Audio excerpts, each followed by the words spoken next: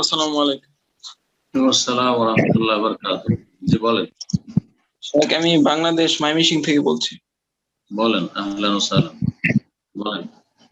জি শেখ, ইদানিং বিভিন্ন সোশ্যাল মিডিয়ায় দেখা যাচ্ছে যে শেখ সূরা আল মাইদার 2 নং আয়াতের উদ্ধৃতি দিয়ে বলছে যে কুরবানির পশুর গলায় মালা চড়ানোর ব্যাপারে।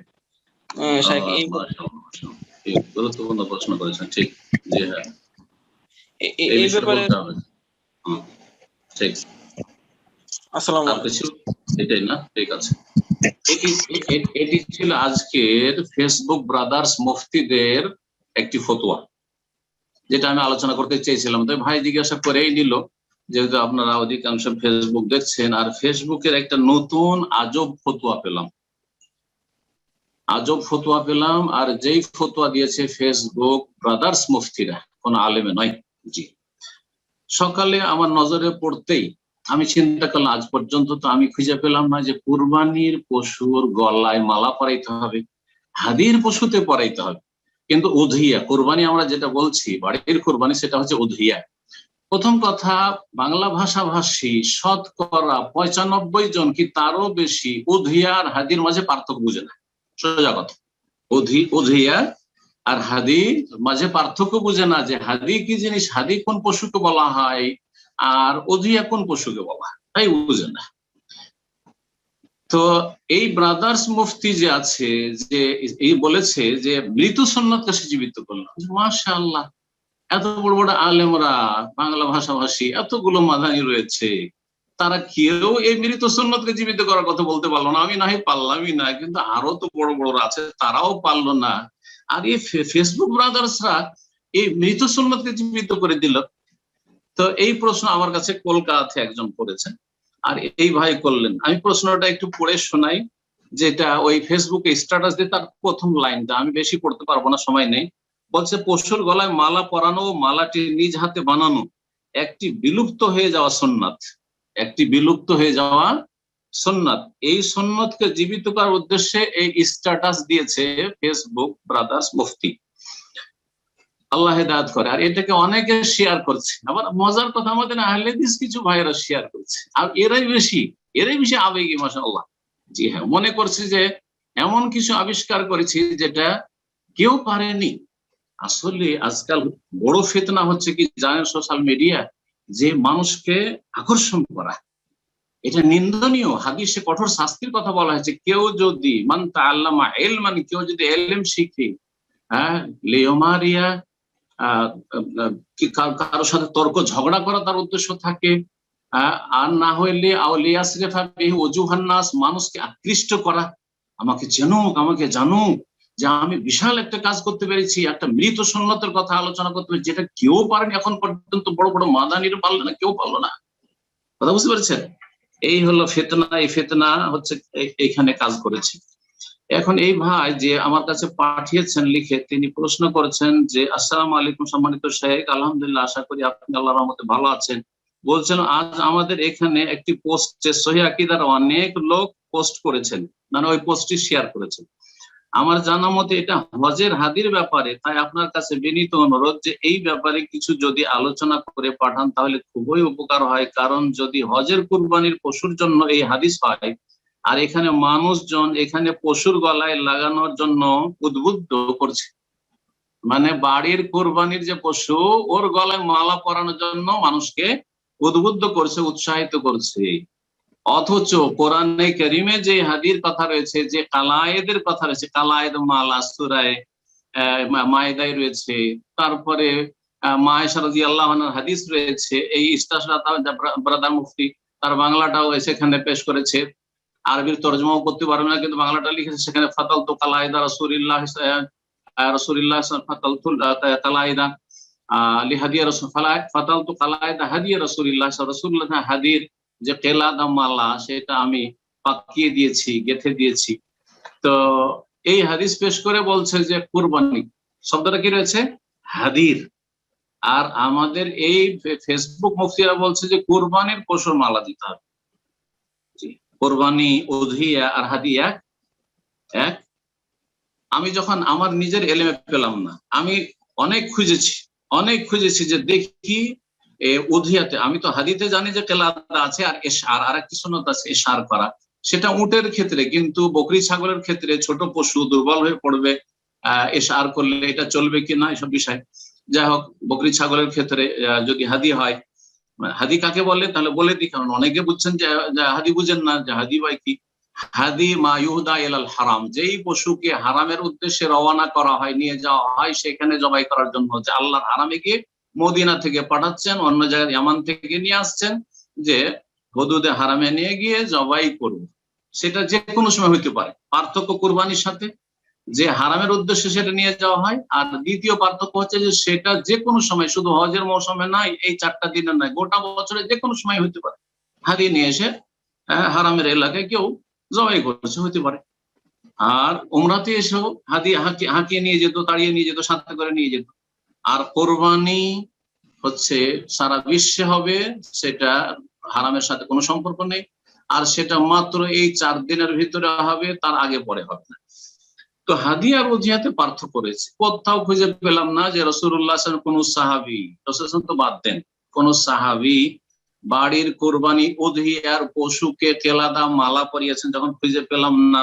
সৌদি আরবের হাইয়াত কিবার উলামা, বড় উলামা যারা, তাদের একজন, আমি কোন আলেমকে সাধারণত স্বপ্নে খুব কম দেখি, তবে 2-1 আলেমকে আমি স্বপ্নে দেখেছি, 2-1 আলেমকে আমি স্বপ্নে দেখেছি।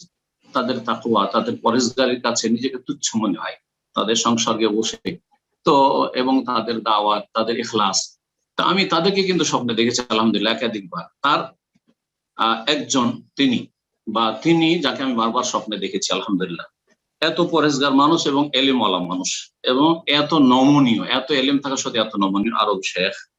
তো তাকে লিখলাম এই বিষয়ে যে আচ্ছা, হাদিতে যেমন কেলাদা মালা পরাইতে হবে, তো এই যে কোরবানি উযহিয়ার পশু আছে তাতেও কি মালা পরানো চলবে? তখন তিনি আমাকে উত্তরে লিখেছেন, উত্তরটা পড়ে শোনাচ্ছি। ওয়ালাইকুম আসসালাম ওয়া রাহমাতুল্লাহি ওয়া বারাকাতুহু। আ'লামু ওয়ারাদা যালিকা ফিস সুন্নাহ, আমি জানি না যে কোন সুন্নাতে হাদিসে এইরকম বর্ণিত হয়েছে যে কুরবানির পশুতে, উযহিয়ার পশুতে, বাড়ির কুরবানির পশুতে কেলাদা মালা পরাবেন। ওমান কালা বিমাশরুয়াতি যালিকা, যারা বলেছে যে এটা শরীয়ত সম্মত, এটা করা যাবে, তারা কি করেছে? কাসা আলাল হাদি, হাদির উপর কিয়াস করেছে। প্রথম কথা, ইবাদতে কিয়াসই চলে না, হাদি ইবাদত, উযহিয়া ইবাদত, ইবাদতে কিয়াস চলে না, এই ফর্মুলা সমস্ত সালাফি উলামারা জানেন। তারপরে ওয়া কিয়াসুন মাল ফারিক, তারপরও কিয়াসে পার্থক্য রয়েছে, কোথায় হাদি কোথায় উযহিয়া। সুতরাং এই পার্থক্য থাকার কারণে, বিভিন্ন দিক থেকে যে হাদি আর উযহিয়া পার্থক্য রয়েছে, সুতরাং এই কিয়াস চলবে না। কেন? লিইখতিলাফিহিমা ফি জুমলাতি মিনাল আহকাম, বেশ কিছু বিধিবিধানে হাদি আর উযহিয়াতে পার্থক্য রয়েছে। তারপরে দলিল বলছেন, ওয়াকাদ দাহান নবী সাল্লাল্লাহু আলাইহি ওয়াসাল্লাম 10 সিনিন, 10 বছর নবী সাল্লাল্লাহু আলাইহি ওয়াসাল্লাম মদিনায় কুরবানি করেছেন, মানে উযহিয়া করেছে। তিরমিজিতে হাদিস রয়েছে, আকামা রাসূলুল্লাহ বিল মাদিনাতি 10 সিনিন ইউদাহি, 10 বছর রাসূলুল্লাহ সাল্লাল্লাহু আলাইহি ওয়াসাল্লাম মদিনার জীবনে থেকেছেন, প্রতি বছর কি করেছেন? ইউদাহি, উযহিয়া করেছেন। আচ্ছা, মদিনার যে কুরবানিটা, তার গলাতে মালা পরিয়েছেন, কেউ কিয়ামত পর্যন্ত দলিল প্রমাণ পেশ করতে পারবেন? বলছেন ওই শেখ উত্তরে আমাকে, ওয়ালাম ইউসার আনহু তাকলিদুল উযহিয়া, নবী সাল্লাল্লাহু আলাইহি ওয়াসাল্লাম থেকে কোনো বর্ণনা নাই যে তিনি উযহিয়া, কুরবানির পশুকে কেলাদা মালা পরিয়েছেন। ওয়ালা আন আহাদি মিন আসহাবিহি রাদিয়াল্লাহু আনহুম, না নবী সাল্লাল্লাহু আলাইহি ওয়াসাল্লাম কোনো একজন সাহাবী থেকে এর প্রমাণ রয়েছে। ফিমা আলাম, যতটা আমি জানি, ফিমা আলাম, যদি কেউ জানে তো পেশ করুক। ওয়ালাউ কানা যালিকা মাশরুআন, যদি এটা শরীয়ত সম্মত হইতো যে কুরবানির পশুকেও মালা পরাও, লা ফাআলুহু, সাহাবীরা অবশ্যই করতেন। ওয়ালাউ ফাআলুহু, আর যদি তারা করতে, লা নুকিলা, তো অবশ্যই বর্ণিত হইতো। ওয়ালাম নাহতাজ ইলাল কিয়াস, কিয়াস যুক্তির প্রমাণ, কিয়াস যুক্তির প্রয়োজন হতো না, কিয়াস যুক্তির প্রয়োজন হতো না। দাল্লা যালিকা আলা আন্নাহু লাইসা বিমাশরু, সুতরাং এটা প্রমাণ করে যে বাড়ির কোরবানি যেটা উযহিয়া, তাতে মালা পরানো শরীয়ত সম্মত নয়, বরং বিদআত। ولأن تقليد الهدي شرع لإظهار كونه هديا لئلا يتعرض له أحد في طريق السفر لمكة, হাদির কেলাদা মালা কেন পরাইতে হবে? আরব গোত্রগুলি দ্বন্দ্ব ছিল ওই যুগে, গোত্রীয় দ্বন্দ্ব, গোত্রীয় শাসন ছিল, এক গোত্র আর গোত্রের দুশ্মনী ছিল। তারপরে চোর ডাকাত থাকতে পারে, চোর ডাকাত হলেও কিন্তু আমাদের দেশে আলেম ওলামাদের শ্রদ্ধা করে, ঠিক তেমনই মক্কা আরবের মুশরিকরা বা আরবের যারা অভাবী হয়তো চুরি ডাকাতি করে নিবে বা তারা চিন্তাই করে নিবে, তারাও আল্লাহর ঘরের এহতেরাম সম্মান করতো। আল্লাহর ঘরের উদ্দেশ্যে হাদি পাঠানো হচ্ছে, তার শ্রদ্ধা সম্মান তাজিম করতো। সেই জন্য যখন দেখতো যে মালা পরানো আছে, না রে এগুলো নেওয়া যাবে না, এগুলো কিন্তু আল্লাহর ঘরের উদ্দেশ্যে নিয়ে যাওয়া হচ্ছে। অথবা একটা উট পাল ছেড়ে হারিয়ে গেলে পৌঁছে দিত যে এটা আল্লাহর ঘর পর্যন্ত পৌঁছার জন্য এসছে, কিন্তু ছুটে পালিয়ে এসছে, নিয়ে যায় একে পৌঁছে দিয়ে আসি। অবশ্য এই রহস্যের কারণে হাদির গলাতে মালা পরানো হতো। আপনার বাড়ির কুরবানির কি উদ্দেশ্য রয়েছে যে আপনি মালা পরাবেন, সাজাবেন সেই জন্য? যাতে করে সফরে এই মক্কার উদ্দেশ্যে যে যাচ্ছে এই হাদির পশু কেউ যেন তার উপরে আক্রমণ না করে, যেটা আল্লাহর ঘরের উদ্দেশ্যে পাঠানো হচ্ছে, না হয় আল্লাহর গজব পড়বে। যেমন আমাদের দেশের ডাকাত ছিনতাইকারীরা, আমাদের এক ওস্তাদ ছিলেন হেড মুদারিস, বুখারী পড়াইতেন, রাস্তাতে ছিনতাইকারীরা বসে থাকতেন।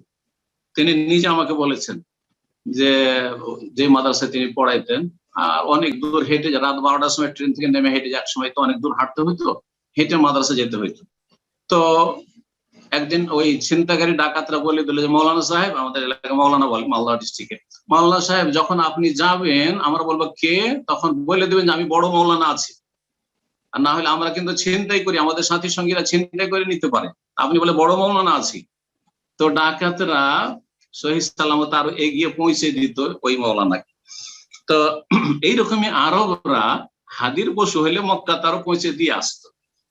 তো তারপরে বলছেন শেখ যে ওয়াল উযহিয়া তো তাকুনু ফিল হাযার, আর উযহিয়া কুরবানি সেটা মানুষের বাড়িতে বাড়িতে হয়।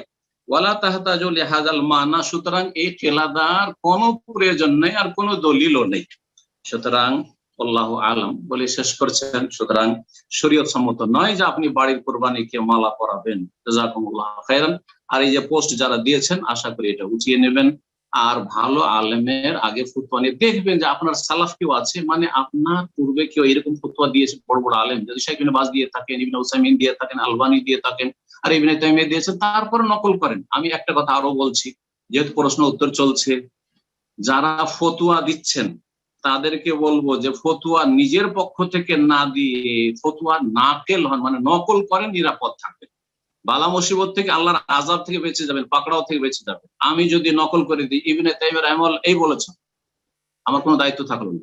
আমি আপনাকে ইবনে তাইমিয়া রাহিমাহুল্লাহ রেফারেন্স দিচ্ছি, ইবনে বাজের ফতোয়া এইটা, আলবানীর ফতোয়া এইটা। আমি কিন্তু অধিকাংশ ক্ষেত্রে, বরং প্রায় ক্ষেত্রে এরকম করি। আর যদি কখনো নাও বলি এই কথাটি, আমি তাদের কথাগুলি পড়ে এসে নকল করি। নাকেল, আমি মুফতি নই, সহজ ভাষায় বলছি, অত বড় মুফতি আমার হওয়ার কোনো প্রয়োজন নেই, খুব ভয় লাগে। সেজন্য আবার বলে দিচ্ছি, আমি নাকেলুল মুফতি ফাতোয়া, আমি ফতোয়া বড় বড় আলেমদের নকল করি, আমি ফতোয়া দিই। আশা করি যারা ফতোয়ার ময়দানে নেমেছেন সোশ্যাল মিডিয়াতে, তারা নকল করবেন, তাহলে বাড়ি মুক্ত হয়ে যাবেন আল্লাহর কাছে, না হলে আল্লাহর কাছে ফেসে যাবেন। আল্লাহকে ভয় করুন। জি, জাযাকুমুল্লাহু খাইরান।